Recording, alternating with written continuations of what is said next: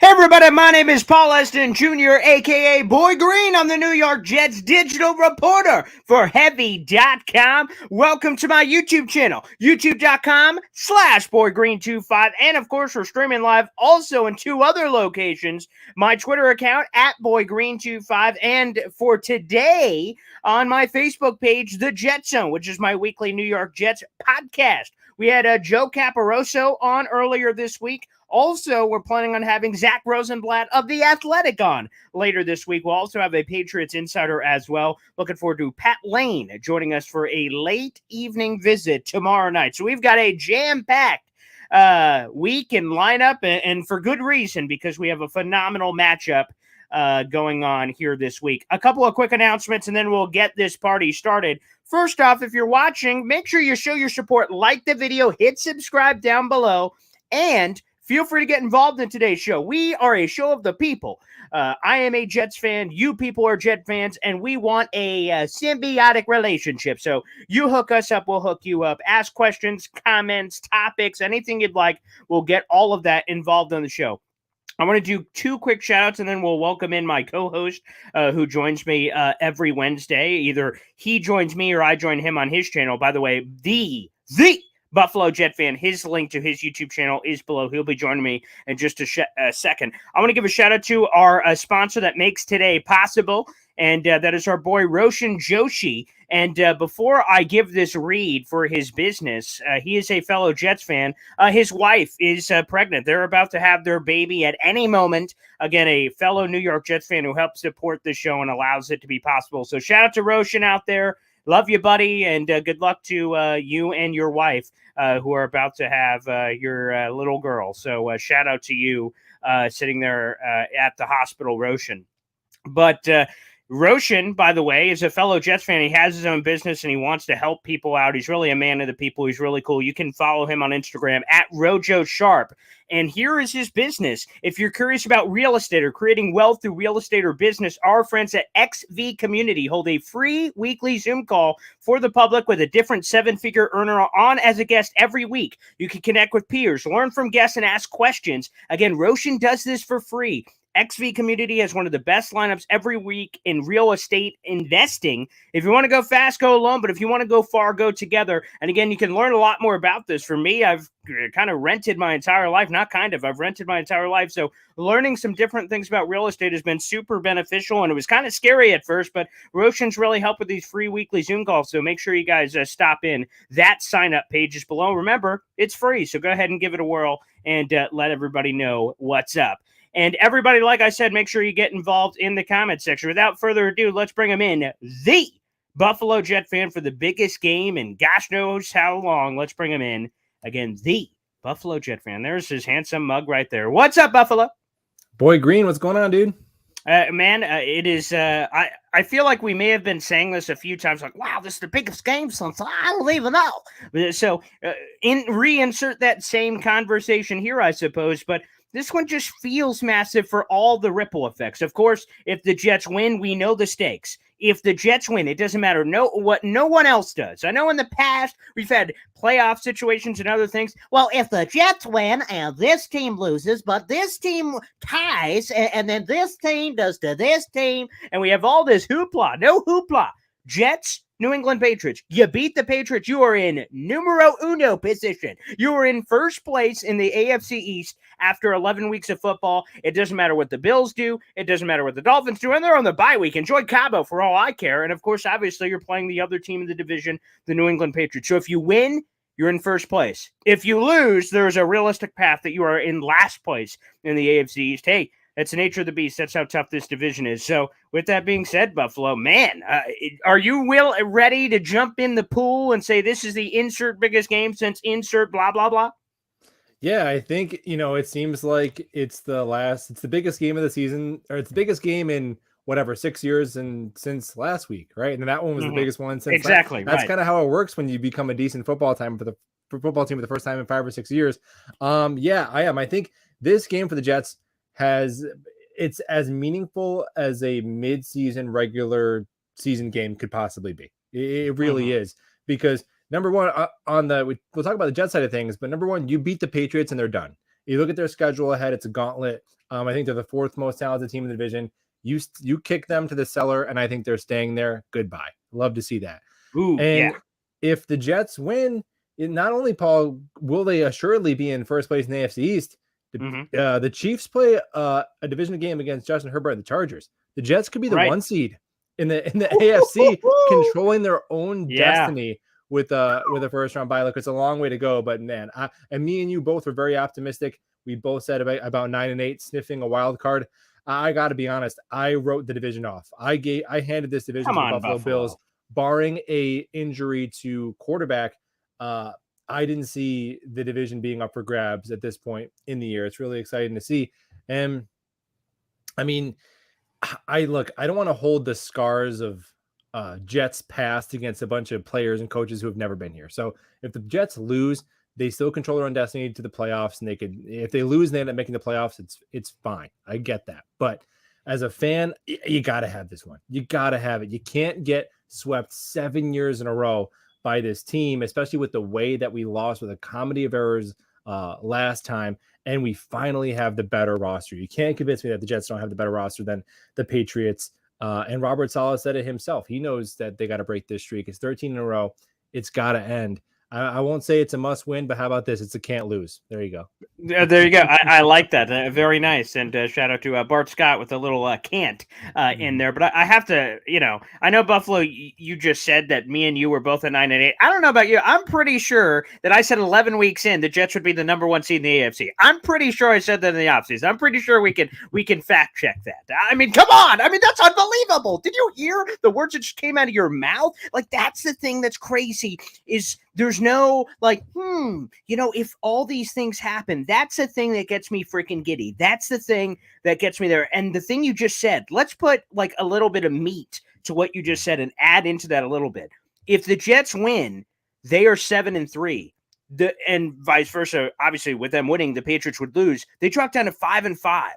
I mean, there's a massive gap because then if the Patriots win, we're tied with the New England Patriots. They're 6-4, we're 6-4, and they just swept their ass. So there is still, to your point, 6-4. That's not bad. Like in the grand scheme of things, like 6-4 could still get you to the playoffs. But I have raised my standard. I no longer am I like, well, I just got punched in the face, but I guess that's okay. I guess I can figure it out. No, hell no. Let's like change our standards. Let's try to make something happen. You're right. The Patriots have beaten our ass for 13 straight times.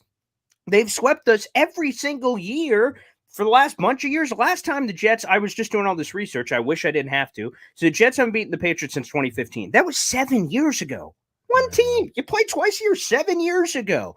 The Jets haven't won in Foxborough. Since, of course, I guess the AFC divisional round in 2011. But regular season, they haven't beaten the Patriots in Foxborough in the regular season since 2008. Brett Favre was the quarterback then. I mean, 2008? Are you freaking kidding me, Jets? And again, to your point, I don't want to put all this baggage. Robert Saleh's only been here for a hot second. Half these players obviously weren't on the roster anywhere over this stretch. But the fact of the matter is the Jets have been checking off demons throughout their list throughout the year of this and that and this and that. And to beat the Patriots, it just feels, especially the way they just lost. Like, again, we just played this team 3 weeks ago.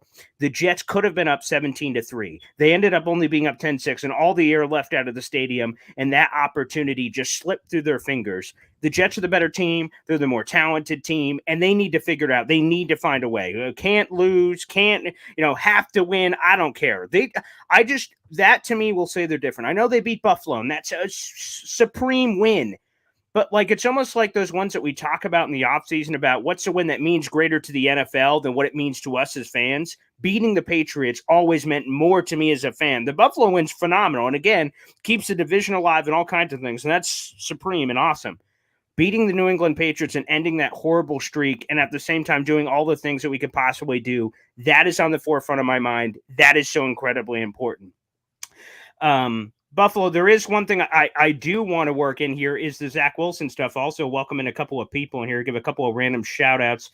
Andrew Weckerly, every week is the biggest game, and it literally is literally is every week. And I think that's a sign of a good team, that every game is the most important next game. It's not like us kind of circling on a Sharpie before the year, like, oh, this week 12 game's kind of cool. Like every game, as Chris K the fifth is also throwing in here, every game is the biggest of the season. Yeah. So how are you feeling, Buffalo? Because we're days away, but I'm ready for it to be tonight. I'm ready for some Wednesday night football. Unfortunately, that's not going to happen. But I am just ready right now. I am chomping at the bit. What about you, Buffalo? What's your emotional state at this point? Well, I'm trying to mimic the emotional state that I hope that the Jets team and coaches are, and this may not be the most popular opinion. And hey, far be it from us to sit here and give advice to a coaching staff that's 6-3 and just beat the Buffalo Bills, but that's never stopped me before. And I hope that Robert Saleh, because if you think about it, Paul, the approach that Robert Saleh, and I've really liked what his mindset has been during the win streak, this 5 out of 6, because he's kind of tried to normalize winning. And obviously, they're ecstatic. You can see it on the sideline. He's hyped up. He's energetic. But I think after the game, his messaging is like, after the Buffalo game, he said, nobody in that locker room is surprised. And I love to hear that. And after, I think it was when we beat Miami, he was like, yes. This is what we want to make Correct. the norm. This is the expectation. This is what we should be doing.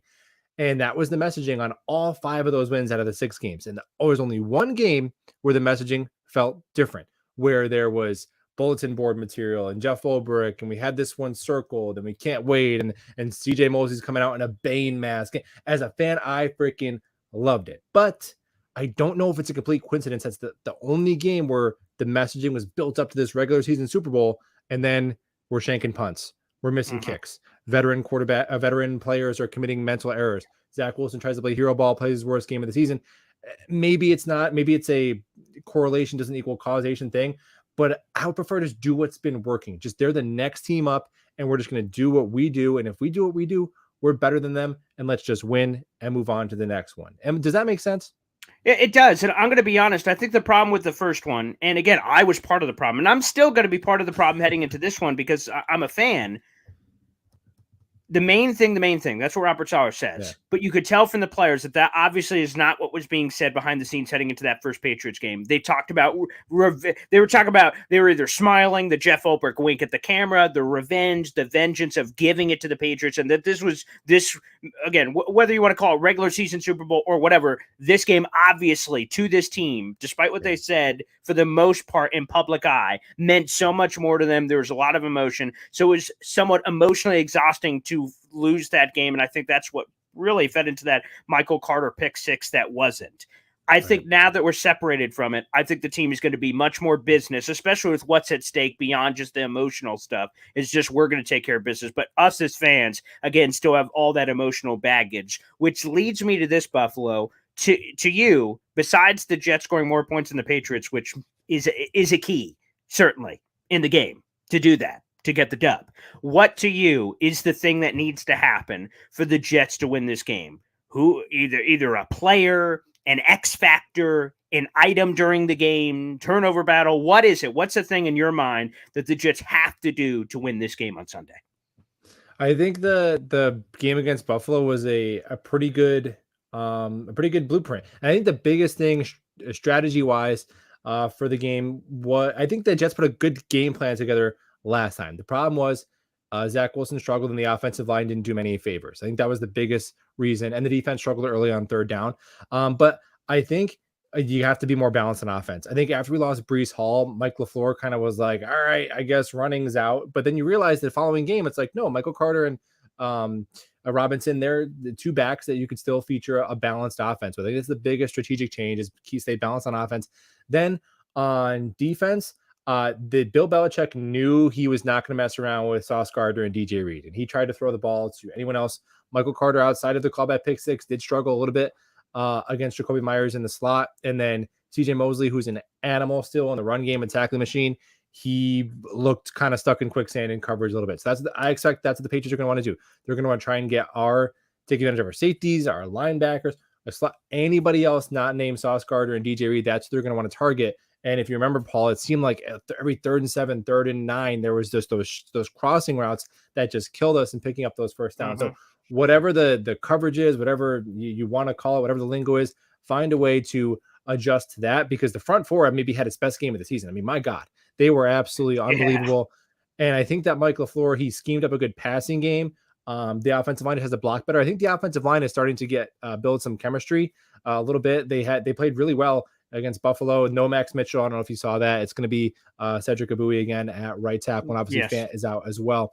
And I think, look, he got beat once, Von Miller, in a one-on-one that led to a strip sack. I mean, that's happened to the best of them. I thought he played really well in Buffalo. I mean, from a guy that plucked off the practice squad, I thought he held his own. So to me, those are the biggest things, is find a way to cover those shallow crossers, whether it's even having Sauce move to Jacoby Myers, even, I don't know where that leaves Michael Carter, but you got to figure a way to be better on third down defensively and stay more balanced on offense. And other than that, just do what we did and execute better. We'll be fine. It wasn't a strategic, a game plan error that we lost last time. It was just kind of almost, there's a bunch of guys that had their worst game of the year, just kind of a crap storm that all fell together. And we still only lost by 5 points. 100%. And I think, again, that can often be somewhat of a rallying point when you look back and say that, the Jets didn't get their barn doors blown off, and this lack of hope and things of that nature. Now, Buffalo, I've been, going to rehab for some of my late night tweeting. That once again occurred earlier this week. I have another session I'm supposed to go to tomorrow about it, but I discovered a secret sauce here. And maybe it's not so secret, but I think a lot of Jet fans forgot. Heading into that Patriots game, remember, the prior game, the Jets played the Broncos. They just lost Breece Hall. They had then just acquired James Robinson via trade less than a week before the Patriots game. They acquired him technically on Monday night, but it didn't even become official till Tuesday. So obviously James Robinson, so you lost Breece Hall, and then James Robinson just showed up. So he's just kind of learning the playbook on the fly. The Jets, I believe, only ran the football 15 times that game. So he got away from their true identity, and we know what happened with Zach Wilson in terms of the turnovers. Now, the yardage, a lot of that was really impressive. So I think a secret sauce here in this is that James Robinson not only has been getting healthy from the knee, that again is just a thing that's going to be a thing because he's a running back and he's gotten a lot of tread on the tires. He's still incredibly young, but a lot of tread in a short period of time. So his knees have been banged up. So he got the rest of the bye, the rest ... of the bye. And he's had weeks to kind of acclimate himself to the playbook, much more than 5 days ahead of the New England Patriots game, where we weren't even sure if he'd be active to be able to make sure that he got it. So I feel like that's kind of a secret sauce to this running game that, again, Michael Carter's been great, but he always needs some level of smash or dash to him. The salt to the pepper, the yin to the yang. And I think we saw that certainly in the Buffalo game of how they can complement one another. I think there's even more meat on the bone, so to speak. So I think that's a secret thing for this game that not enough people remember. And again, it's a marathon. That's what the seasons are. So sometimes it's difficult to try to remember some of these bits and pieces, but James Robinson not being anything really in that game because of his late arrival, I think that's a big thing for this game in terms of leaning on that running game, kind of giving them the business a little bit, because if you could get the ball moving, not even to the level of that Buffalo final drive where the Jets were like, hey, we're running it left, stop it, and the Buffalo couldn't do anything about it, like that's impressive and imposing your will on somebody, but I think to have that balance is going to be super important. So I think that's one sauce we certainly have to mention is that of James Robinson returning. And I discovered this nugget, and I think a lot of Jet fans knew about this one, but to actually put it into words in a tweet earlier today almost made me sick. But of course, we have to mention Zach Wilson, of course, because in the first matchup, he threw 3 picks. Here's a, let's throw that on the big board, because why not look at this? So let's present this on the big board for all of you. I found this stat, and it was jarring on Zach Wilson. Here you go. So Zach Wilson has played in 19 career games, folks. In those 19 career games, he's thrown 16 picks, okay? A little less than a pick a game. 7 of his 16 interceptions in his career, or 44% of them for our math folks at home, wink, have come against the New England Patriots. Let me repeat that because maybe that's hard to hear. Zach Wilson's thrown 16 picks in 19 games. 7 of his 16 picks, nearly half of them, have come against the New England Patriots in 3 different matchups. Now, technically, it's really only 2 matchups because one of his matchup, of course, he was hurt, and he didn't play that full game. But I just used the 3 because technically he appeared in all of those games. So nearly half of his picks he's thrown in his NFL career have come against New England. If you can cut those out, and I know that's easier said than done, and I say that in the tweet, If you can cut those out, you put yourself in a great spot. And when I went back to watch the tape, Buffalo, of the 3 picks for Zach Wilson, it's not as if New England threw something at him that, I got tricked. I thought like it was a zone defender there and it was a man defender. All of them are explained. Now, I don't know if that makes you feel better or worse. For me, it made me feel better.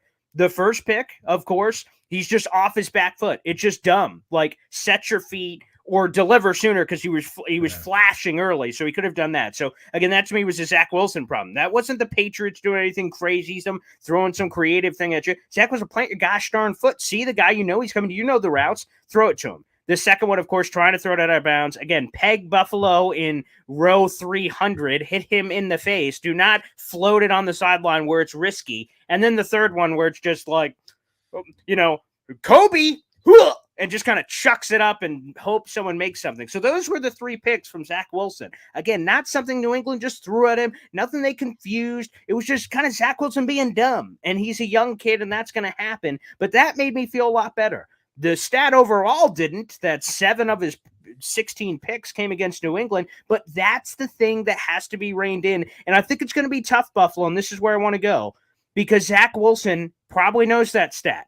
I'm sure he has been told about that stat. And I'm sure a young kid's like, ooh, I'm going to show you, Bill Belichick. I'm going to throw for 400 again, but this time no picks. I'm going to go all over the place. So I think it's going to be important on Zach Wilson and this coaching staff to rein the young kid in and say, hey, remember what happened last time? We would have won that game if you didn't throw the picks. So play within the offense. There's going to be moments where he could go buck wild. The Garrett Wilson roll out beautiful freaking dime. Like, there's going to be moments when he can do that. But I think that's the thing, is reining the kid in. This is a big game for Zach Wilson, but I'm not asking him to go spread offense and go crazy. But it's a big game for him, and it's going to be a tough challenge of reining him in, but also letting him loose to try to do what he can to win this game. Yeah, I mean, well, to me, Zach Wilson, like the turnovers have never been a concern for me. I think that he has actually had excellent ball security for a young quarterback. You mentioned a good chunk of them coming in those 2 games, but even 7 of his 16 interceptions, almost half, came in his first 3 games as a pro. That's he threw also a couple against yes. Denver. He had one against Carolina, and then the 4 against New England. So, I mean, since then, if you look at the vast majority of his game logs, the number in the interception column is 0, and the number in the fumbles column is 0. Kid doesn't fumble. I think, and you bring that up, and it's like, oh, great, he doesn't fumble. Is he Mahomes? And it's like, well, dude, imagine if he was. Like, imagine, like, Justin Fields, who I like, and I think he's progressing really nicely. I'd be excited Herbie. Bears fans, but Justin Fields also has like 27 fumbles in 20 games. Can you imagine what Jets fans would be saying about Zach Wilson if he put the ball on the turf 1.5 times per game? Like, that matters. And the lack of interceptions, that matters too. So that's never been a concern for me. To me, the biggest concerns for Zach Wilson, the talent isn't either. It's just, can the game slow down for you? It's the hardest thing to predict. If we could predict that, there would never be any bust. We would just take the guy with the big arm and the good work ethic and the athleticism, Zach Wilson, check, and you'd be 100% guaranteed to get a franchise quarterback every time. But can he see it? Can it slow down for him? And can he accurately deliver the football and identify open receivers? And that's what he did against the Buffalo Bills. I don't care how many yards he threw for, because the reps that he was asked to play, he played great. He threw 25 passes against Buffalo. I rewatched the game. I counted 3 inaccurate balls, and only one of them was like in danger of being picked off, because let's be honest too, he's thrown some that it's like, ooh, and hey, some of the greats do it too. Mahomes and Josh Allen, did they put it up for grabs too, but not against Buffalo. He really protected the ball. And I think that's what we want to come out and do. And I think the run game really helps. Like, you have to stay ahead of the stick. Zach Wilson, it's just, his life is so much easier on 2nd and 4 and 3rd and 2 than it is on 2nd and 9 and 3rd and 7. And don't give up on that run game. If you're down, even if you're down 10-0, which should not happen, but say something doesn't go your way, you're down 10-0, keep running the ball. And I think, you get explosive plays out of the run game too. You keep running that football, Michael Carter is going to take a toss for 25 yards. So stay patient with it. I'd be fine 50%. I'd say 50% either runs and screens combined and 50% passes. That would be fine for me. I would split it that heavy. And again, I just want them. So I agree with all that you said. And by the way, Buffalo game, how about 73% completion percentage, old Zach Wilson? Mwah! Chef's kiss, Yeah, baby. And I think the with adjusted 2 completion drops. percentage was in the 80 percentile. So yeah, Yeah, 100%. Yes. Very nice. I'm not yeah, complaining about the yards in that one, yeah, not at all. So that was very nice. And that was good to see. Another thing I want to see, and the Jets have done this effectively against more well known pass rushers, Miles Garrett, and of the like, is giving them the business with the game plan and knowing where they are, tight end chips, running back chips, just frustrate the guy and try to gas him out. Of course, I'm talking about Matt Judon. That guy wrecked the Jets' first game, and he's wrecked. And he was the one who got Zach Wilson injured last year, by the way, so plenty of yeah. material there. And also chucked him on the sideline. There's a lot of Matt Judon there where he's gotten in trouble. But last year, he had this past game, he had the tip that resulted in one of the picks, or even forced it out. Again, he just has wrecked his world. So I want the Jets to have that same level of attention. I know Matt Judon isn't Myles Garrett, but he's been an insanely productive pass rusher, and I want to gas him out. He's the guy to hone in on from my perspective of looking at that Patriots defense and knowing where this dude is on every play and giving him the business, because he just wrecked the freaking game plan last time. And he's a monster. He's and again, remember, that was the same free agency class of Carl Lawson and Trey Hendrickson, and a lot of these pass rushers went out there. And Matt Judon was a name that we discussed, but I don't even think the most optimistic Judon fans could have projected how he's transformed in this Patriots defense. He's a guy that I'm like, whoop, watch out where that guy is. I hope that they have a good plan for him. I see we have a YouTube super chat in here. Let's bring him in. Chris K the fifth, one of the OGs, one of the legends, one of the Chris? absolute loyal supporters. Yeah, what's up, Chris? And I know you're a supporter of Buffalo's channel and everybody else. So, Chris, you're one of the gosh darn best, baby. I appreciate it. I always get too rowdy on the AFC's roundtable. Then I come here and it all makes sense. That's what we try to do. That should be like on our sticker. Talk about your hoopla, then come here and it all makes sense. So that's always what we're shooting for. So much to be excited for. His prediction, 28-13 Jets on Sunday. And Chris, first off, again, it means the world that anytime anyone decides to give a YouTube super chat, it's really super cool that you guys reach into your own pockets to support our shows. Again, me on my channel, also Buffalo's. Again, his channel is down below, and we alternate our streams just in case anyone doesn't know. So every Wednesday we do a show either on my channel or Buffalo's. If you check one of ours, it's not there. It's in the other place. So Chris, thank you for that. And also everybody, YouTube super chat, feel free. It is available on YouTube if you guys would like to support the show as well. There is nothing I want more. Again, a Patriots win, of course. Beating again, we haven't beaten the Patriots in 13 straight attempts. So beating them, I don't care how you do it, would be spectacular. But if I wanted to be a little greedy, and there was a team that I wanted to say, hey, can you just bite the curb real quick? Wah-ya! And just roundhouse kick to the back of the head, New England would be number one on my hit list. I just have to be blunt.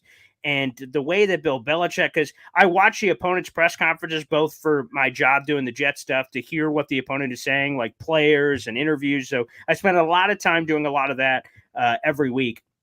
And Bill Belichick, again, he says all the, the Jets are okay, I guess. But like some of the, you can like when you really go, and you can really hear a lot of like the trash, like he hates the Jets, obviously. And for those who don't know, for everything else that's been the reason he hates the Jets. And I hate Bill Belichick almost more than he hates the Jets. I just want the Jets to give him the business once. First time, I haven't seen it like ever. Even in the playoff game, like we were up 28-14, but they made the epic rally to kind of make it close. And then Sean Green gets Sean Green had the touchdown that made it 28-14. But you get the point that we haven't just blown the doors off them. They've done it plenty to us. I'd love to just say, oh, thank you very much. Let's return the favor. Booyah. I don't even know. If people think I was obnoxious after the Buffalo game, you have no gosh darn idea how obnoxious I would, will, and expect to be on Sunday if the Jets blow out the New England Patriots. And by the way, they should. The Jets are better. They're so much better in like every way. But again, the obvious, it doesn't matter. The Patriots have beaten the Jets' butt, so we can't really say much until the Jets return the favor, and so far they haven't. But I love the comment, Chris K. I like the 28-13. We'll both give a prediction before we get out of here, but I would love nothing more than to blow up the New England Patriots, Buffalo. Yeah, I mean, and I think that's what we said last time. We're going to run up the score. We're going to embarrass them. And I will take it by hook, by crook. I do win 2-0 with a safety, and I don't care. And I think going on the road with a going against a divisional opponent that's well coached and has their defense the last month has been playing just as well as our defense. That defense is getting it together. I do think our defense is more talented. Well, we haven't been playing the Colts. I mean, right. Let's throw that one out there. I mean, come on, man. They're coming off of a cupcake schedule that does end, by the way. Like we're starting right now. They're going to have a gauntlet. Them and the Dolphins, both schedules are tightening up. But yeah, I think that the Jets, I don't know. I think they're probably a touchdown better. I think that's fair to say, in my opinion. Yeah. And you talked about Matt Judon. I mean, and he said he's not Myles Garrett. I don't know, man. Matt Judon has got 26 sacks in his last 25 games. He is tearing it up. He's leading the league in sacks this year. He's on pace for like 20 sacks.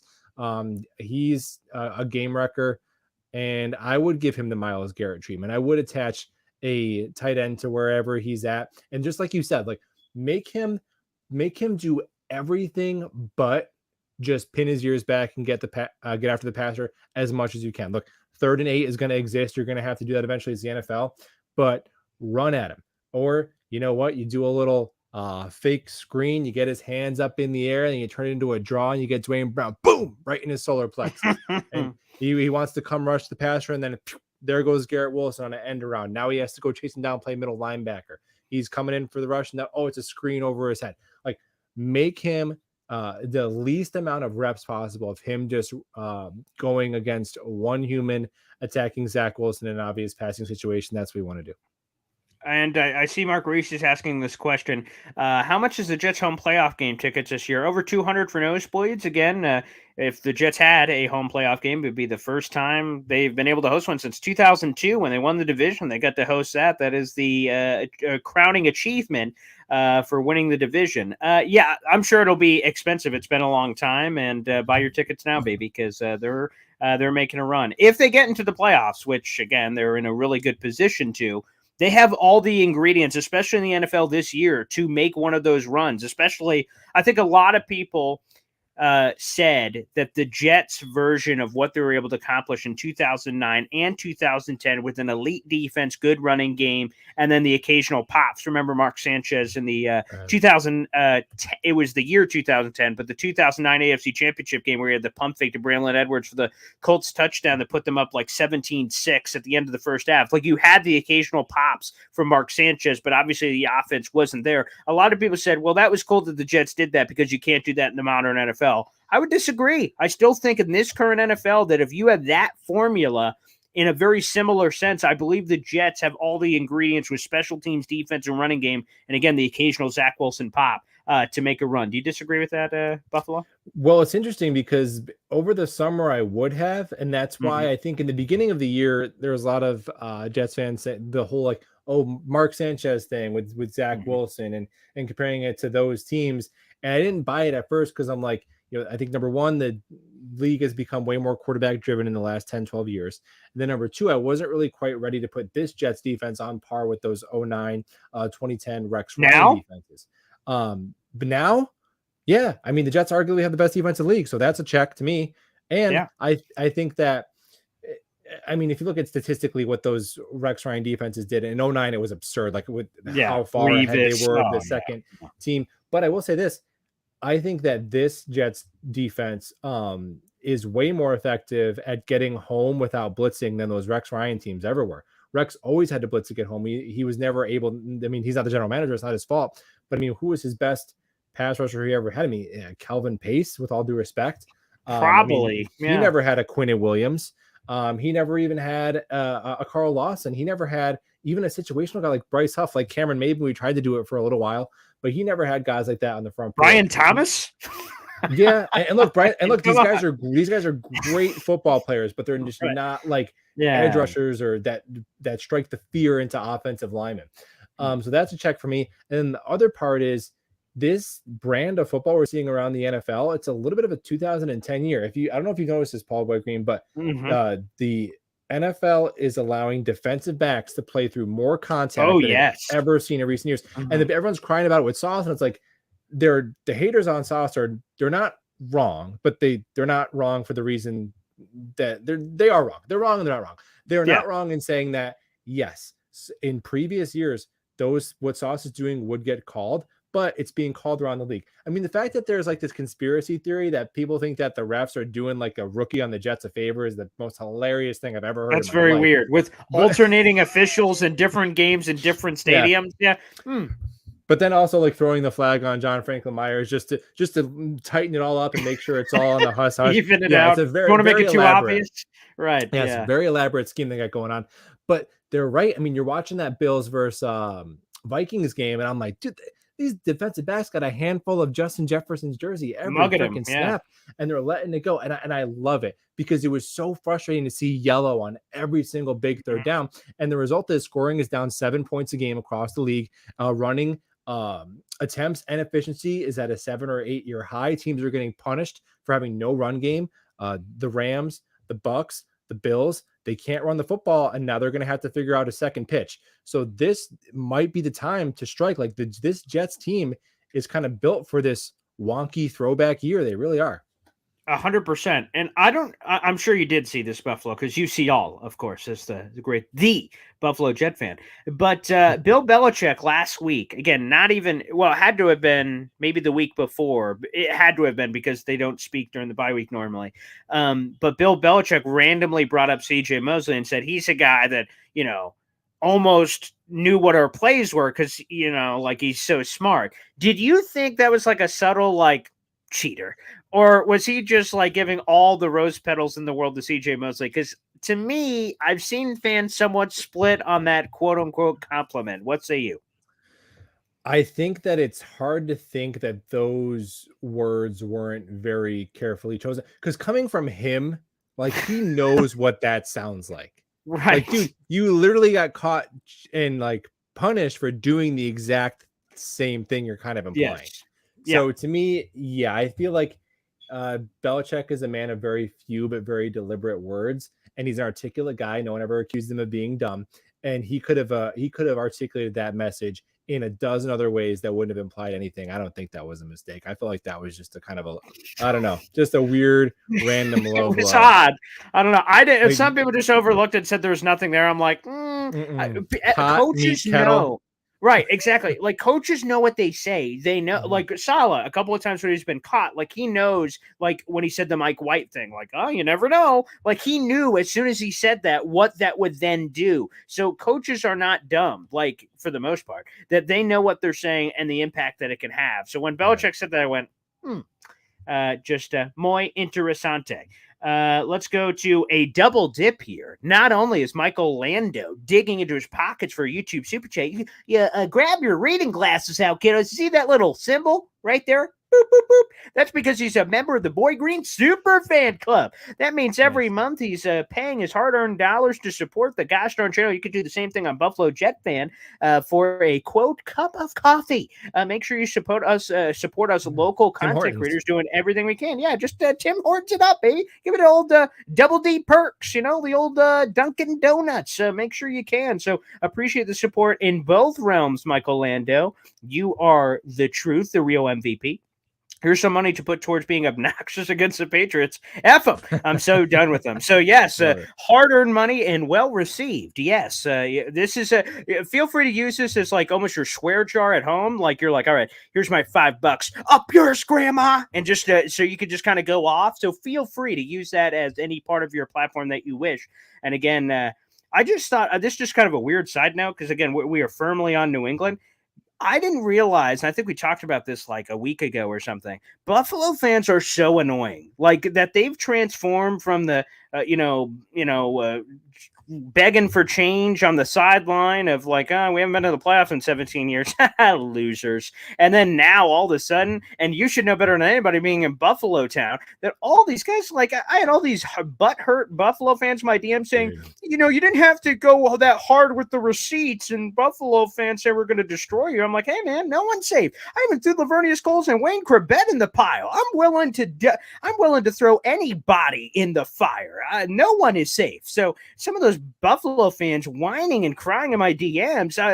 By the way, thank you. I didn't have to go out for a drink the next morning because I could just drink all your tears. So, by the way, suckers. But I will say, Buffalo fans, boo freaking who, man. They beat them, and again, to the NFL world, it was a huge win for the Jets, and obviously to us, it was a huge win. But again, the Patriots I see as this like real kind of enemy for the Jets. But then all of a sudden, after all that crap, I enjoyed the Buffalo win even more, almost on Victory Monday. Yeah, and obviously for me, you know the name, you see the name, it's personal, so it felt great, and I felt that all along with the. Here's the thing, Paul Bergen, I don't know if you know this, but I am the only person a person in America who knows who the real Josh Allen is. Only person in America. Let me explain why. Because please do. Everyone in Buffalo said all summer he was QB number 1, better than Mahomes, confirmed. MVP was already his. No point even playing the games. They're in the Super Bowl. He's the MVP. And everybody around the national media said the same thing. They wanted to make it Mahomes and Allen the next Peyton and Tom Brady, even though there was never any evidence that was going to be a thing.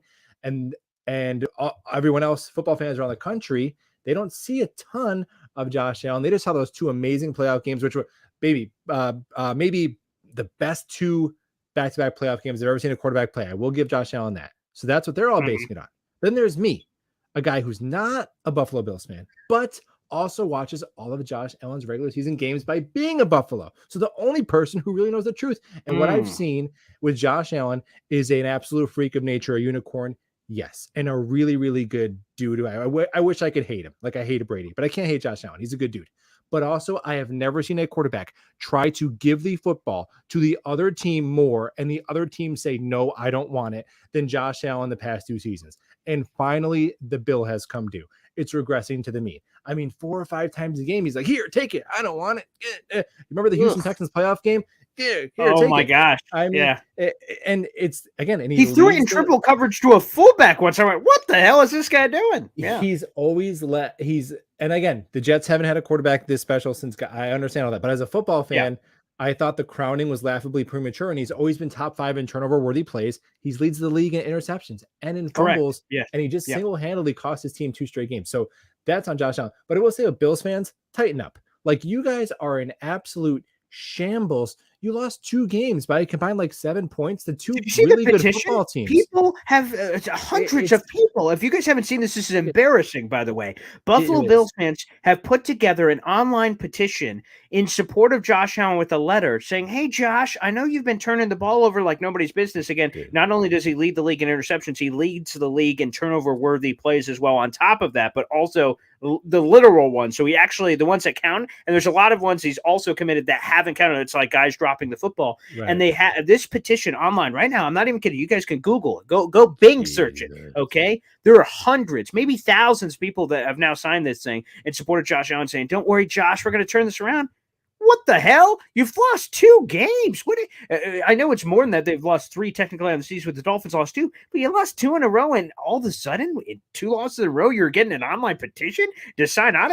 What do you think the Jet fans have been doing? We have 1 winning season the last 11 years. We're not doing something online. It made me feel better about our fan base. It really did, because I'm like, man, I was like, if Jets fans ever have, I mean, they have albeit maybe slightly overrated, still a top, I would still say a top 5 quarterback in Josh Allen.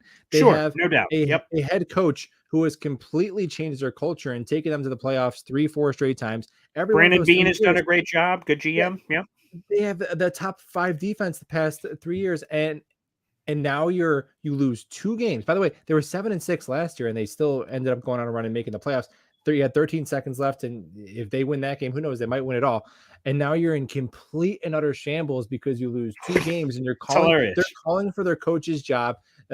Josh Allen, he's not elite. We have a Josh Allen problem. I mean, let me remind you, I lived here for the Trent Dilfer experiments. There you go. No, who am I thinking of? Trent Edwards, JP Lossman, maybe. Fitzpatrick. Yes. Let's not forget those times before you had Sean McDermott and Kyle Orton. It was a rough stretch. So I was like, man, I saw that and I was like, that's pathetic. I was like, if the Jets are ever in that position, and I'll make that deal with Jets fans, because I feel people are like, oh, I hate this fan base is the worst, we're toxic. And it's like, dude, give us some sustained winning. And if we don't knock it off, then I'll agree with you. But let's see. I've never been a part of Jets Twitter coming off like back-to-back playoff years. Now we're probably still going to be assholes, but I'm going to give us the benefit of the doubt, and we'll see. But yeah, that was pretty pathetic by Bills Mafia. I must admit. And I did see the graphic on Twitter, by the way. Jets support, I believe, only behind the Cowboys in terms of the most attended NFL games this year by fans. Yeah. Jets are number 2. And I think it's only behind Dallas with like 80,000 something per game. And this obviously talk about the home games where, again, if you give the Jets a morsel, Jet fans rather, like of any, again, because obviously over the last 11 years, we've gotten more times than not Garbaggio. So like if you just give them a morsel of belief, and obviously we've gotten a lot more than that this season, thanks to the regime of Saleh and Joe Douglas, they will return it tenfold. And that obviously has been proven this season with that analytical stat that popped up. Let's just do this kind of weird. I want to do just kind of a weird random detour because I've been seeing a lot of this in the comments section about some nostalgia. I'm seeing a David J. Pennington is the reason I became a Jets fan at the age of 9. Same with Lavernius Coles. I'll just tell random things here. My first jersey I ever got was a Chad Pennington jersey, and I had it in my yearbook. When I was a kid, and I had this spinner, I thought it was cool with this bling spinner necklace. And I looked in there and had the Fresh Prince of Bel-Air flat top and everything. I thought that I was the coolest guy in the world. So again, the Chad Pennington era, I got a Curtis Martin jersey in the closet from way back when, Lavernius Coles, like all that is, yes, that's all my childhood. Forever, I'll give a shout out to Fathead. I'm not getting any sponsorship from Fathead, but the Chad Pennington Fathead, because I was a military brat, that Fathead was able to rip off the wall and go to almost every house that I ever moved to for like my entire childhood, even into my adult life until Chad eventually fell. John Madden tells me it was the shoulder was the reason they couldn't last any longer on there with the questionable arm, apparently. But Chad Pennington, Jonathan Vilma, a couple Fatheads here. It's kind of weird. I still have Sam Darnold. He's in my hallway. I didn't want to just throw him in the garbage. I mean, I'm like, Sam, I'm just going to move you, down the priority list. But if you go to my bathroom and just kind of stare out, you're like, Sam Darnold. He's there. He's there on the hat wall. But so there's a lot. I love it. But any nostalgia splash you have here, Buffalo? Some of those players that are part of your Jet upbringing, like again, Lavernius Coles, Jericho Cotchery. There's a lot of guys. Yeah, I mean, I think that's when I first started. I was old enough to kind of watch the game and follow along to what was going on. Was probably right around the turn of the century. So yeah, Chad Pennington is still my favorite quarterback in Jets history by far. I mean, obviously we all love Wayne Corbett. Randomly, I really liked Lamont Jordan. Lamont Jordan was my dude, the backup running back. Yes. To give you random, my first jersey was John Abraham, third grade. So that was a nice one. And then my twin sister, who was also a big Jets fan, she got I think it was Santana Moss. That's also a good choice. Yeah, and Paul, there was a stretch of good Jets football there. I know people like to pretend like we've been horrible forever, but from the late 90s right up until the Rex Ryan years, you had about 15 years where the Jets were in the playoffs like every other year. In the 100%. Past 5 years, it's been as bad as it's ever been. But I don't know. A lot of my life, the Jets have been a relevant, competitive football team. 100%, because you have the AFC Championship game in 98. They should have went on the run in 99. Right. You have the divisional title in 2002. You have the magical weird season I don't think anyone saw coming in 2006. You have the 2008, like Brett Favre year, the AFC Championship years back-to-back. So, yeah, there's a lot more there than I think Jet fans give credit. Again, the last 11 years have been mostly god-awful, and a laughingstock of sorts. But, there's been certainly a lot of good as well. Let's go to the weather, because, of course, for those who missed it, and this is good for Jet fans that you should be paying attention to with some level of, if you're not just a football fan, Cleveland, Buffalo. I just got the weather report because we're up here in New York. They're expecting anywhere between 3 and 6 feet from tonight, Wednesday, through Sunday. It's supposed to average, in terms of snow, 3 to 6 inches an hour. I just got the full weather report earlier this morning. So from now until Sunday, 3 to 6 inches an hour, 3 to 6 feet in totality of snow. And because Buffalo plays on Thanksgiving, there's no real conversation about moving this game. And I know a couple of Buffalo people, and I reached out to them, and they said that not even the neutral site. You reach out to me.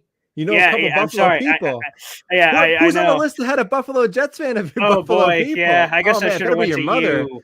Oh, boy, yeah. Ooh, that's a sensitive topic. I reached out to some of those people, and by the way, it looks like we won't even do. I think it was Jets Buffalo a couple of years ago where we went to like Detroit. I think Michael Yes. Vick was the quarterback, and we had that Yes. weird thing. It sounds like they're not even going to do the neutral thing because of everything going on, how the games are all set up. Because actually, so Buffalo has a game on Sunday against Cleveland, Thursday night football, Thanksgiving, and then the following Thursday. So there's no movement to be had. So long story short, it's going to be an absolute snow crazy. I know you're asking for the weather for the Jets and Patriots, which I have in front of me, but just for that negates the crazy Josh Allen superstar thing to me and makes it a running game, which Cleveland has a really good one. So I don't know. That kind of makes it funky because you want Buffalo, who's a really good football team, to lose as many potential as they can, especially AFC games, which could play a factor later. So keep an eye out for that one. That weather game is supposed to be crazy. But for Jets Patriots, it's actually supposed to be spectacular. Remember, this one's in Foxborough. The temperature at kickoff is set to be 48 degrees, sunny. And the Patriots, by the way, are a 3-point favorite. Last week, they were a 5.5-point favorite. And the over-under is set. They believe this is just going to be a slogfest. Over-under set for 38. By the way, that is significantly lower than the NFL average. I'd push the over on that. Yeah, I would too. I think sometimes people kind of overrate some of this stuff. You have things that are going to happen that you don't anticipate, which again, so 48 for kickoff, sunny, no chance of any kind of weather whatsoever there in Massachusetts. Patriots 3-point favorite. As good as you could ask for in November in New England. 100%. 100%. I saw we got a massive YouTube super chat in here. This is a freaking juicy one. Wow. And look at that color too. Let me boom. Throw that on the board. NY2FLA Jets fan. Juicy. I mean, I just want to that super chat. That's probably wildly inappropriate. But hey, it's late night with Boy Green and Buffalo. Those things happen. So with that being said, what's up, guys? It's your Babe Ruth time to call your shot. Will the most exciting play be on defense or offense? I love that. What player will be the MVP of the game for Jets or Pats? I'm betting Jets money line. Betting wise, Jets have been very good. So let's go through this. This is spectacular. And I love all of it. Again, if anyone gives me a penny for YouTube super chats, I'm like, wow. So when I get $19.99, a sweet mama jambalaya, I am absolutely enthralled. So thank you, NY2FLA. You're a big supporter. I know of a lot of Jet channels, but I really appreciate the beautiful relationship and connection we have here. And yeah, let's Babe Ruth point to the sky and call our shot. Let's go with the first one. Will the most exciting play be on defense or offense? Let me ponder for a second. Buffalo, feel free to go first if you have a level of conviction here. Well, I'll say this. I'm going to say offense for the Jets. Okay. I have a feeling that we're going to see a gadget touchdown from Mike LaFleur, whether it be a Braxton Berrios Elijah Moore around or a Elijah Moore end around or Braxton Berrios throws it. I think Mike LaFleur is going to reach into that rabbit hat and pull out a trick play touchdown for the Jets. I'm going defense. I just had to take a moment to gather myself because I was just, when I get this kind of YouTube super chat, it just kind of revs my engine. I'm going Sauce pick 6. I think I think the Jets defense almost like goes to the ref. Oh, did that one count? Suckers! Like, oh, all of that. And Jet fans would lose their crap and like, look, oh, is there a flag out there? Like, oh, nope, suck it. So for me, I got to go defense. I think they get the pick 6. And I think to go to that extra level of detail, I believe it's going to be Sauce Gardner getting the pick 6. He shoulda, coulda, woulda, almost had the Green Bay one where he was close. And we're like, what a start to the game. He's going to get one this year. I think he is. So I think he gets the pick 6. And then I think they all have that level of celebration where they all start kind of looking around and fans all have the explosion on social media. So I love that question. That's fantastic. So I'm a defense, he's an offense. And I really like Buffalo's too, like the trick play nature. And I think Jet fans are going to, I know there's still a lot of grouchy Jet fans. I had a lot of comments. I don't know how it is on your channel, Buffalo. I had a lot of comments on my channel. From Jet fans saying Elijah Moore is a piece of, I'll just say it. People were saying in my comments, Elijah Moore is a piece of shit. I'm never going to forgive him for what he did. And I know there's a portion of the fan base that still feels that way. I don't, by the way. Again, I wasn't happy about what he was doing, but after, weeks of just kind of simmering on it and marinating it, I've just accepted where everything is. So I'm not to that level of anger or upsetness or anything. Guys, Michael Vick was on our team. Like after what, Deshaun Watson is still in the league. Tyreek Hill, right? Still, there are reasons. Guys, you got to be perspective here. Correct. The perspective is important in life and in a lot of facets. For me, I think as soon as Elijah Moore has that touchdown, either like the Miami touchdown they had last year with Flacco or a trick play or something, I think Jet fans are going to lose their crap and be like, the king has returned. Like, I think all the stuff goes, whoop, will wash out. Maybe there's still that loud minority 1% who says he's still a piece of garbage and whatever. That's fine. But to me, I think for you, if that ends up being the trick play, I know you're not just saying Elijah Moore, could be Brax Bears, could be anyone, but I like the trick play feature for that. All right, let's go to MVP of the game for Jets or Patriots. I guess I'll go first on this one to give you some time to think here, Buffalo. The guy I'm going to go with is Carl Lawson. He's a guy that when you look at the breadth of the season, he has 4 sacks. He's great in the quarterback hit department. The same sort of things he led with Cincinnati in pressure rate and a lot of that kind of stuff that looks sexy on paper. And the 4 sacks are fine. But I think we haven't had the Carl Lawson explosion. We've had Quentin Williams explosions. He looked great in that New England game. He looked great, obviously, in the Green Bay game in the national audience. But we haven't seen like the Carl Lawson, like, he's the greatest thing since sliced bread, the way that we were talking about him, not this past offseason, but the prior offseason. And I feel like he's got to have a game where we're like, whoa, there he is. There's the guy that got the $45 million and everything else. And I think New England is a great opportunity to have it because they are going to go with the 4-man rushers and they're going to try to their best ability to do whatever they can to kind of lock in on Quentin Williams, which should open up some extreme opportunities for Carl Lawson. So my MVP prediction is Lawson. He's going to have a game where he goes buck wild, and thus they're going to have to overreact to whoever's going off, like if it's Quentin or Carl. And then if they bring in extra protection, that's less guys out for route. So all of it is just going to feed itself for the Jets. My guy, Carl Lawson, is kind of an underrated name that people aren't giving a lot of love this season. And because of a lot of really good players on defense, I think Carl Lawson's my guy. Buffalo? Well, you go defense. I'll go offense again. I'm going to say Tyler Conklin. I think that if the Jets ended up pulling off that game again the first time around the Patriots, he might have been the MVP. 2 touchdowns. He had 6 catches for 80 yards, a pair of touchdowns. And I think with Conklin, like, you see the talent there, but I don't know, Paul, it feels like a lot of his production is coming in garbage time, to be quite frank. And I think Conklin, for sure, no doubt. Yeah. So I think that's why, although he's on pace to be the best Jets receiving tight end we've had since Dustin Keller, we don't feel like we've had that signature game in a win.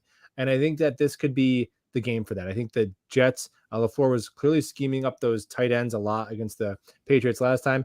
And if Conklin goes out there and matches that same production line, I think that would be enough to be the most valuable player of this game.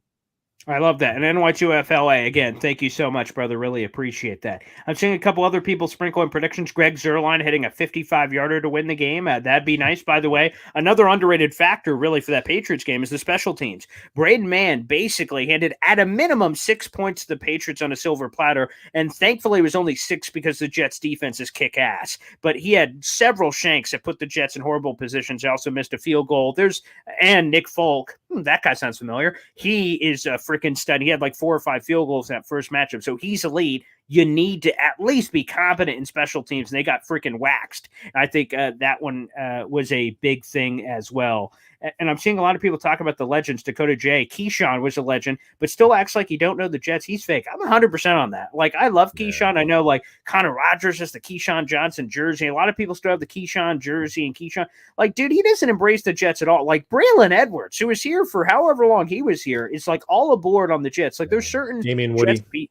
Yeah, Damian Woody, he's another one, 100% that I was going to bring up. Like, guys that for whatever time they're here with the Jets, just embrace it. They're Jet fans. They interact with Jet fans. It's so cool. But, like, Keyshawn is, like, too big time. And, I mean, obviously that was kind of the nature of everything, his book and everything else, that he just is. Maybe that's just the kind of guy he is. But, to me, super fake. He doesn't embrace anything with the Jets, and he's. I feel like he doesn't even watch the games anymore. Like, me either. To me, it's just like, it's sad because it feels like you watch him or like Stephen A. Smith, and it's just like the same like copy and paste like anti-Jets comments that are just not informed. So that's frustrating for a former first round pick of ours. Yeah, it hurts, to be honest with you, because any Jet fan that's listening to one of these shows, when they ask you, like, oh, man, who are the players? And then when you hear some of the players they're mentioning, they're not talking about the JFMs or the Max Mitchells or whatever. You're like, fake ass. Like, you're not watching it. You're not you're just surface level scraping, or you have some assistant that's handing you notes, like that kind of stuff. Like, it's just kind of trash. So I don't really like that at all. I'm throwing in just a couple of random predictions here from people that are just saying Jermaine Johnson 2 sacks again. He had the huge sack on Josh Allen. To me, only so many. There is maybe a list of 10 on my hands that I can count that could have made that Josh Allen sack, because Josh Allen has made so many people look silly in that same situation, and he freaking flips him over like a pancake. That was beautiful. I love that. Bryce Only guy Huff on the Jets defensive line, I think, that could have made that tackle, because I don't think Quinn Williams has the speed. I don't think Carl Lawson has the length. Like, I think he's the only guy who could have got that done. That was an incredible play. I think you're right. Bryce Huff, of course, another one that deserves love and more PT for that matter as a closer. I'm seeing JFM for MVP. Make up for last time. That, of course, is true. He had the roughing the passer penalty that negated that pick six and really changed the game. He's actually had a few roughing the passer penalties, including the Bengals game, which also flipped that one. So hopefully he does kind of clean up his crap. Let's keep going here. A couple more, and then we'll sign off here for our normal hour special that we do, and we'll give predictions before we get out of here as well. I'm just trying to bring up Keyshawn. Okay, a lot of Keyshawn love. Bilal Powell, of course. How could we not? And Crew, Jericho Cotchery, Bilal Powell, Damian Woody. Those are all really good names. Leon Washington, of course. Is another guy. Thomas Jones, I love. He's another guy that embraces the Jets, and he also embraces his Bears time, of course. He went to the Super Bowl with the Bears, but Thomas Jones is also... People forget how elite Thomas Jones was with the Jets those 2 or 3 years. My God. 1,200, 1,300, 1,400, somewhere in that ballpark, and then they cut him, and then his career just disappeared. So it was almost like he was best for the Jets, and the Jets were best for him, and then it all just kind of fell off for him, but 100%. I absolutely love that. Oh, let me throw that one in there. Buffalo, anyone ever say you look like Brooks Koepka? Have you ever gotten that one? Is that the golfer? Yes, that is the golfer, the macho golfer. People have said that to me. I don't know who he is or what he looks like, but yes, I actually have heard that before. So that's random. I gotta look him up now. Brooks Koepka. Yeah, Koepka. Yeah, that's how it's spelled, and also how it's pronounced for that matter too. And I'm assuming you guys have never been in the same room, so I guess if you're just going to look it up, you may just find a picture of yourself in there. But I can kind of see it. You squint, I can see it, but you confirm yourself. You are your own person, so confirm whether you are indeed Koepka. So feel free to give that as I'm searching through the last couple comments here on these. Yeah, we had 5 sacks, by the way, against New England the first time. And I can't remember who was first because Lawson got him first. Oh, beautiful. Yeah. Okay, nice. So, so hopefully another 5. But obviously, the one thing, and then we'll give our predictions before we get out of here. One of the comments that really was interesting to me is Bill Belichick was asked by a reporter, like, wow, you just played the Jets 3 weeks ago. What are kind of the challenges of playing a team that close, whether win or lose, that you just had? And he just had the same, and all that mumbling bullshit. But once you got past that, he said, I'm sure they'll have a few new wrinkles for us, and I'm sure we'll have a few wrinkles for them. It was almost like he looked at the camera and went, wink. He didn't, but it almost felt like he did. And like Jim from The Office? Yeah, right. Right. Yeah, Buffalo, that's what happened. Yeah, and you get that a little bit. So I don't know, because the Jets rocked the Patriots the first time in terms of the pressures and everything else, in 5 sacks. They're going to try to go to some quick passing game and screen. I'm surprised more teams haven't tried to screen the Jets, because that was their Achilles heel last year, and they haven't been doing it. And the thing that's helping is they're only 4-man rushing. So if they were doing all the crazy blitzing, that would kind of hurt them more on some of those opportunities. So maybe that's the counter to the counter. But I'm intrigued to see what Belichick secretly said in that moment, because that kind of always gives me the heebie-jeebies. But wrapping us up, Buffalo, a freaking great week to come with Jets Patriots on Sunday. What is your official prediction? So my prediction is, let's start with the offense. I think that you see more of the same that we saw in Buffalo. For Zach Wilson, I think he throws a touchdown. I think he only throws 1 pick, and I also think he gets a touchdown with his legs and just manages the game. And somebody gets him once, and then that's fine. Even great quarterbacks, 1 turnover, you can live with that. Defensively, I think we see the exact same thing that we saw last game, that they can't block us, Paul. Bill Belichick can scheme, and he can meet in a round table like Game of Thrones style with a bunch of people, bald guys with their eyes closed, all that stuff, all he wants. He can't block. They can't block Carl Lawson, Quinn Williams, JFM, Jermaine Johnson, Bryce. They can't block him. So that's what I'm expecting defensively. I have the Jets winning this one actually pretty convincingly. I'm going to say 27-17 on the road. Jets win by 10. Okay, beautiful. Well, we're in some level of alignment. I also have the Jets winning comfortably. And whether this is me trying to will it into existence, whether it's me that I've just pounded the table that they're the better team, more talented, and they should be doing this, I don't know. But I have the Jets winning 35-17. And I just feel like as I watch the first game and I've rewatched a lot of things from that game, I see like the Patriots, you were right. They had a couple of these man beaters and almost had like perfect guys in positions on crossers, like on 3rd and 7, 3rd and 8, 3rd and 10, where they got the guy and then the other guy running the route almost just became a blocker and just opened up free reign. So they're cheap, super cheap. Like if I'm a defensive coordinator, I'm like, son of a son of a bitch. Like, God damn it. Like, man, we had them and we just allowed them to kind of sneak out and squeak this out. When I watched the tape again, there were several of those where I'm like, you son of a, and then it added, whether it was field position, which had just got their ass kicked in that game, or actual points. Like that happened several times on 3rd down where it was backbreaking, demoralizing for a defense when you put in the freaking effort and you see that. God, it was insane. It felt like when you're playing Madden, like the other guy has that just like one play that you can't stop. And it's like, dude, come on, just play the game. Just that. And that's how it freaking felt. Like, is there, and I don't know what's like the answer, because you're right. It felt like the other guy's man would just kind of ride like CJ Mosley out of bounds and they would just pick up like just enough yardage for the first down. I don't know what exactly the answer is, but I'm sure Robert Saleh knows. They're going to have an answer. I hope so. To that. So that's just one that really annoyed me. So again, I feel like if you clean that up in the dumb Zach Wilson interceptions, which again were just dumb. He was just dumb. I don't even know what else to call it. It was just stupid. So again, it's easier said than done, but that's why we're here, these handsome mugs talking on a show, and they're the ones figuring it out. But you know what? I just think that the Jets do it and then go to 7-3 and pop the bubbly, Buffalo, because next week's show will be a little bit crazy heading into that home game against Chicago, and God only knows what's going to happen for that with Thanksgiving and everything coming up next week. We may actually have to adjust that now that I'm thinking about it for all the Thanksgiving stuff. We'll figure out that schedule for next week. But anywho, guys, Buffalo, of course, thanks as always, brother, for another phenomenal show. I'm so glad that we do this every week. This is one of the funnest shows we do, and the fans love it. I see them saying all the time, the best handsome Jets dynamic duo on all of this social media. And damn it, you're right. Of course we are. I mean, look at us, for gosh sake. But thank you guys so much for the support. Yeah, and you know what else, Paul? We started doing this show back in the summer exclusively on my channel, but we switched to doing it on your suggestion, very smart channels. Yeah. And since we started doing that, since the inaugural show on your channel, the Jets are 5-1. I will say. Wow. Well, I mean, I don't like to pat myself on the back, but you just did it for me. Good idea. Whoever came up with that, smart guy. So now we have to do this until we die. We have no choice. That's it. I'm looking forward to it. I'm looking forward to when I have the green bean white in the beard. I have a few silvers, but once I have that, we're like, I knew the Jets would get here one day. Yeah, we're going to have a lot of that going on. So, Buffalo, cheers, brother. Cheers to a huge week. And gosh, I hope we're talking about the things I hope we're talking about ahead of the holiday, which would be magical. Thanks, brother.